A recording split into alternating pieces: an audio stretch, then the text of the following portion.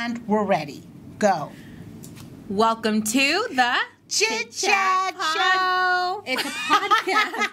Podcast. Yes, welcome back to the Chit Chat Podcast. Oh my God, I can't talk. Welcome back. It's been a long day, ladies and gentlemen. We have been filming for 5 hours today to make sure we're giving you're getting content. But like I said, welcome back to the Chit Chat Podcast. This is our second episode. Yeah. It's a great wind down, so we can just talk about what real life shiznayet. Well, don't we talk about real life anyway, no matter what we do? We do, but I love the podcast because I feel like we can deflate and talk about it like real life stuff, and it's unedited, so it's really, really us. It's always real life for me. Hey, I know that's right. But I want to start our episode really quick. Look at the dog. Isn't he cute? He's so cute. He's a little golden boy. I wanted to start by saying thank you so much to those that have watched our last episode, and huge shout out to Christopher J on Instagram who left us a video and a text review on Instagram for our podcast. It was so sweet, and they talked about how they really resonated deeply when we were talking about race and how it felt to be racially profiled and being in Hobby Lobby and our experiences there, and how they really, really, really resonated with that, and also never realized certain things that when they were in certain stores, how people were looking at them, and so they really loved how we were able to talk about it and bring that to life. Yeah, they could relate. How about when we walk into a store together and they don't think that we're related? Man, that shit hurts. But yeah, it's a lot. But thank you so much. Thank you for watching. It was a long episode, and we really, really appreciate all your support. Very and your much so. Video review. I was like, yes, thank you so much. Thank you. Yes. So for our Chit Chat podcast today, we're just going to be shooting shit. I really like shooting the shitty shit. Yes, I love how you just kind of talked about what you just brought up. It's funny because although I'm experiencing this with Maya, and I talk about my mom frequently, is what I've realized. But you know, do, but that's your mom. Well, she's your grandmother, and at the end of the day, it's just it wouldn't be here without her. So, period. And we have lots of experiences. So the one thing, it started with her, actually, when I used to go anywhere with my mom, with your Grandma Honey, there was always this, oh, that's your daughter, or, and my mom, in her day, she still is very attractive, very beautiful, and I was always, I guess... attractive and beautiful. Oh, thank you. You are my daughter. You're very sweet. No, but you are. Let's be so honest. Thank you. You genuinely are, beautiful. I don't You age know. like fine wine. I don't know if everybody else sees that. I don't give a fuck. Hey, be nice. I look in the mirror and I don't see quite what Maya's seeing. But I will tell you that growing up, again, having a very attractive mother, very attractive, it was really fine with me. I'm glad she was attractive. Never bothered me. But for other people, they'd always make sure to mention how attractive she was and how dumpy I was, which is so... Well, but also in that time, that's just people were different. So, that's true. Did I get a complex from that? And the answer is no, actually. Believe it or not, I just knew I was different. Yeah. They used to call me in the Philippines, and other family members, they had their name for my skin tone. And I also didn't really care about that. Yeah. And I will say that now that it is with you and I, it's really bizarre to me. And so I'm always very protective over you guys. What's bizarre?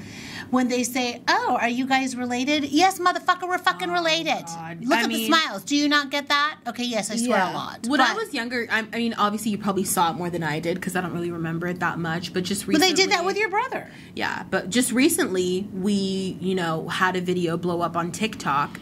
And we have over 830,000 views with 77,000 likes. But, shout out to you. Hello, iconic. No, I didn't do anything. But you did. You did. You did this. But I didn't, do anything in terms of video.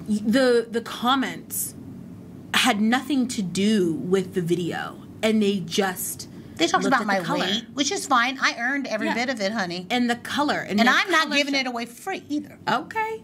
but they're color struck, and I want to bring up the word color struck because that's something we've talked about since I was in my teens. Kid, yep. People don't understand the word color struck. Do you want to explain what that is? Yes. Yeah. So actually, we learned that we were on a cruise. Yeah. And we met up. Maya met up with a couple of other young people her age at the time. Chelsea and Chris. Yes. And we met Chelsea's mom and dad. Actually, mom, and she was so Chelsea is black, and mom and dad were white. And so they said, it's funny because we all started having a conversation, and they said, you know, when we adopted Chelsea, the one thing is like, hey, we don't care the color, we just want a baby, want to share our love. And then they said everywhere they went, as Chelsea got older, people got like inquisitive about what role she played into the family. Yeah. And so her husband said, because they're from Southern California, they were color struck. And that's where the word color struck came from, because then we're like, oh my God, that is so true. And people get color struck when they see different people, especially like if there's a child or a parent that's not the same skin tone, things get really interesting. And so that's where that came from. So we've just kind of used that ever since. And one of the incidences, not just with you and I, but with your nanny, Katie. She is blonde, blue eyes. She was my nanny for quite a few years. For best nanny ever. Best nanny ever. She's like my other daughter. Best nanny in the world. Katie was truly, and Katie, if you're watching this, you like really, really just implemented so much love and creativity in my young years that I never knew that I had, but you did. And like she put the smackdown on you and your brother. Did. She was not going to have your mess. But that is something so important, especially as somebody who is a different color coming into a family that is a different color, right? When you look, we didn't see color, like with not didn't see color. We knew it was there, but with Katie's our family. I think she understood. She's so amazing. But she also looked at. We love you, Katie. She looked at me and Kuya as her own, darn right, and she was young as hell. But she had this.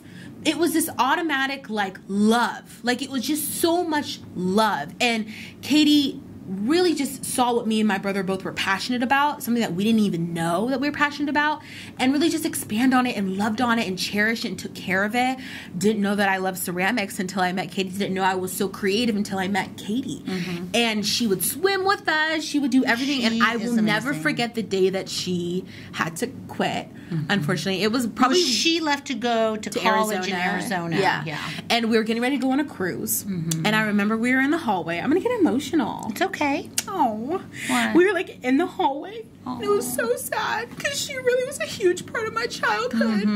And like Katie is like seriously like the most amazing mother and woman that I've ever met in my entire life. She has saved so many children. She has fostered so many children with her and her husband and her family. She is seriously a gift from God. She is God sent. And I said, Katie, you love us brown folks. She does. I will forever be thankful and grateful for Katie and her parents, Peggy and Carl, and her husband, Justin, for being so loving and open and so caring to our family, because we still talk to this day. And vice versa, you know. You were in her wedding. Yeah, I was a junior bridesmaid in her wedding. And that's when I hear the word color struck, and when I hear color struck, it's hard to resonate with because I was never color struck with Katie. And when I see the comments on TikTok where they're like, is that even your mom, this and that, people have the nerve to just jump to conclusions when they don't know that there's real love there. There's a lot of love before color. You know what I mean? And what's interesting is that when you were a kid, Katie would come back because your dad would come home, you know, from work, and I was working late. And he said, hey, Katie, let's just, you know, if you're not doing anything, we just all go to dinner. And, you know, that was like his daughter. And so all of you went out to dinner, and the looks, he said, and Katie said that they would get would be color struck. Like everybody's like, what is going on here? And then when Katie would take you guys, let's say if she had to go to, you know, the drugstore or anything, it was the same thing. And she said, people are making it feel weird. She goes, I don't, but it was just like, whatever, mind your own business. She goes, you know, but I will tell you, Katie, with her 4 beautiful adopted brown babies and her gorgeous family, our lives entwined with theirs has been the biggest blessing for all of us. So yeah, I mean, she had a hand in my children's raising. She was not putting up with either one of them either. She was strict. She was strict as hell. And then all the other nannies I got after, well, they didn't quite. How about this? They were good. Yes. But they never really matched up to Katie. They were all different. But I think Katie left a very lasting legacy. Yeah, legacy. Yeah. Not even impression, legacy. Legacy, for sure. I mean, you had a couple of others that were really good. I don't want to shy away from those individuals. Yeah, okay. For sure. Yeah. But, they all also were very loving to my kids. So there's nothing there except for the one that I was swimming in our pool, and I hit my head so hard. I had a big knot on my head, and she was asleep. I could have died. And Maya called me and said, "Mom, the nanny fell asleep, and I hit my head." I'm like, "What?" Yes. So bad. Fired. Did you fire her that day? I did. Yeah. What did she say? I'm really sorry. And I said, "And I'm not. Have a nice day. And goodbye." She only stuck around for like a week or two. Yeah, she didn't last. Yeah, she didn't. We had a couple like that. Yeah. But not with the hitting of the head. No, that was pretty bad. I could have drowned. It was because I had like a knot on my head because I hit the side of the pool. Mm-hmm. Yeah, that was. Yeah. So going back to color strap, because I just find that could people be curious? Because we could give people the benefit of the doubt. I think that's okay. Yeah. But sometimes the look are very obscure and almost uncomfortable. Yeah. Some do just get curious, right? I always believe if we're not going to judge, like if we say don't judge others, then we shouldn't be judging either. Yeah, so at the end of the day, from time to time, we do. I know everybody else. But, I don't judge all the time. There are times I do, and that I will admit. Of course. But I will say is that we have to remind ourselves to be curious about individuals that are giving you that look. You know what I mean? Or just do what my friend Donisha says. I'm not going to do the bad one. I'll just do the one that really resonates in my head. Okay. She says you need to give people EGR. What's EGR? Extra grace required. Hey now. Extra grace. I like that one. That's what she says, Mona. Extra grace required. I said, EGR, I love it. That's good. Yeah. So, if we're going to preach the EGR, then at the end of the day, we need to be doing what we're preaching, which is, and I will tell you, there's a few people in my life I know, and I would say Denisha would be one of them, and probably you, quite frankly. There's a sense of grace and giving grace and being graceful about certain things in life, and I admire that trait. I wish I could be a little more graceful in certain arenas of my life. I'm a Taurus, so I got the horns, and I just go. And she uses them, too. She may be a Taurus. Some Taurus, they don't use it, but she uses them. That's not true. And another thing, she's not afraid to use it. On certain things. Yes. On certain things. Yes, because you do have a lot of grace. A lot of grace. Well, in certain things. Like I said, I wish I was more graceful in other arenas in my life, right? Sure. Yeah. I have a tendency not to put up with liars. You lie to me. Or thief. And it's forbidden. And that's an inside joke. Sorry. Yes. And then I just go, no grace here. And when somebody's insinuating that I'm a liar, the grace is right on out the door. See, that's that Taurus stuff. Hold on. Have no chill. Props to Chris Pullinger, my coach. Is he Taurus? No. What is his sign? He's a Capricorn. No way. That's why you guys get along. We do get along really well.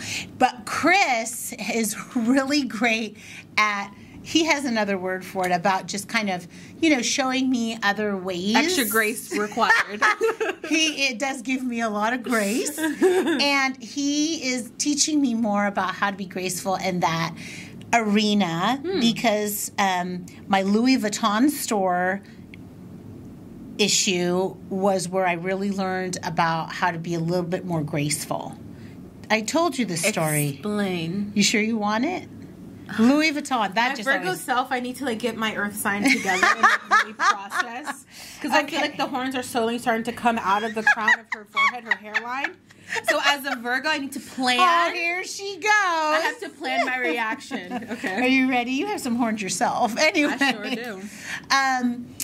So I bought a bag in the Everfull in Beverly Hills. I kind of remember this story. Okay, yes. so we were in LA. We were in LA. Yes. And we were with Jackie. Yes. Jackie Sabella. Hey. And I was like, I really, really, really want to get one of those bags. I've always wanted one my whole life. Yeah. So I said, I'd like to get one. So we were at a convention. So our last stop before the airport, we're like, it's nighttime. It's like 7 o'clock. They were closing in like 2 minutes. I said, let's go in. So we went in and they showed me the bag. Long story short, I bought the bag, got the bag, brought the big orange bag on the plane. I got questioned. They were like, oh, what's in the bag? I'm like, you can't see it because I'm not taking it out. Get home. And I take it out, and I put it on my arm, and I look like I had a log. A log for an arm because of the way the strap went around my arm. You can't say log. It looked like a log. Okay, log arm. It was not say like a branch. You said a log. A branch would be too nice. It's the whole damn stump, okay? So, and I'm like, oh, this isn't going to work. This has got to go back. And I read the return thing and said I had 30 days.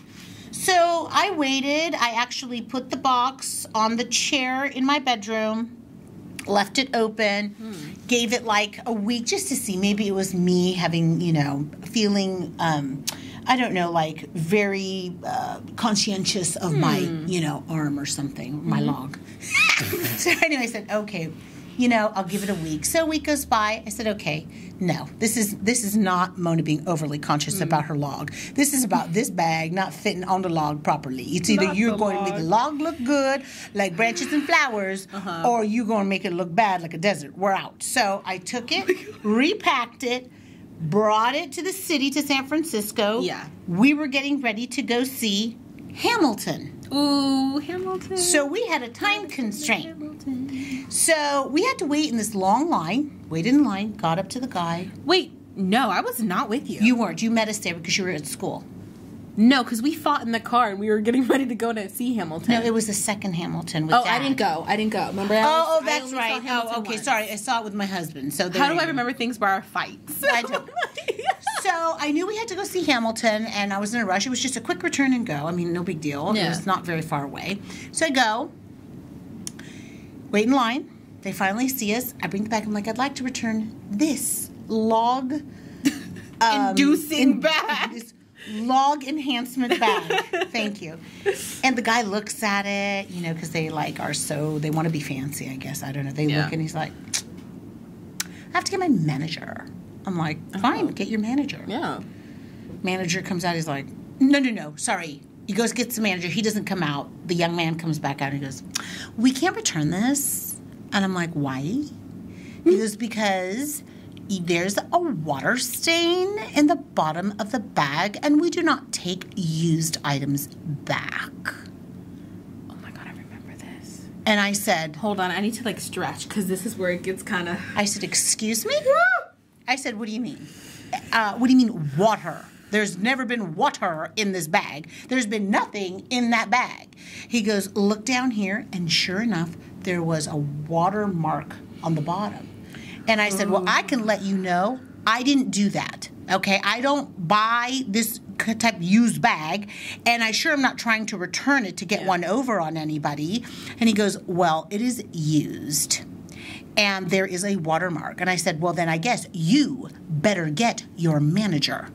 Because I did not use this bag. It's been sitting on a chair for almost 2 weeks. I bought it, I said, 2 weeks ago, if you look at the receipt. And the problem here is not me, it's the bag and the people down in Beverly Hills who are selling used bags, apparently. So you get your manager and you bring him here now. As my voice is raising up. Oh my God. And of course your father, who does not like any attention. He hates conflict too. He was not happy with me. So the manager comes in and he goes, how can I help you? I said, easy. You will return this bag. I did not use this bag. And I don't know about this watermark crap. I said, but I've never used this. This is not something I have done. So I do not like being accused of something I have not done. And basically, you're calling me a liar. And I am not a liar, okay? I do not have time for this crap. Quite frankly, we're trying to go see the Hamilton show, and I'm here thinking this is going to be easy, and you guys are making this a nightmare for me. Is this the Louis Vuitton experience? Are you reliving it right now? I am pissed. No, I feel like you're reliving it right now. I said I am pissed. Didn't you just hear me? Oh, I was really mad. So and I what said, ended up happening? So let me tell you, I said, you will return this bag, and I am not going to let this go. I am not going to walk out of here until you return this bag. So they returned the bag. Listen. And I'm not that Taurus for you. No, but that's a Taurus. But also you didn't use it. No, I didn't. But my point is that if you really didn't do something, then you need to press. But if you're a liar and you press, then what happens then, right? Then you make it bad for the people that don't lie. That's another thing. That's so true. I wasn't trying to be pushy to try to, and I told them I'm not trying to get away with something. I own a business. I get that. Yeah. But you're not, I feel like you guys are calling me a liar. Yeah. So a little lesson learned. So I told my coach what happened because I said, why did I go from 0 to 4 million in literally 2 seconds? I don't understand what got me so upset. He goes, it's the one thing you don't like when somebody accuses you of being a liar. I said, oh, that's when I realized. I guess I apparently didn't like that. That makes sense. Well, because I just find it really offensive. Yeah, I think that's super valid. So then I said, well, what do I do next time? Yeah. Because, what happens now? Yeah. Said? What? I hope everybody can learn something out of this. Verify. Then blow. Not then blow. He said, verify.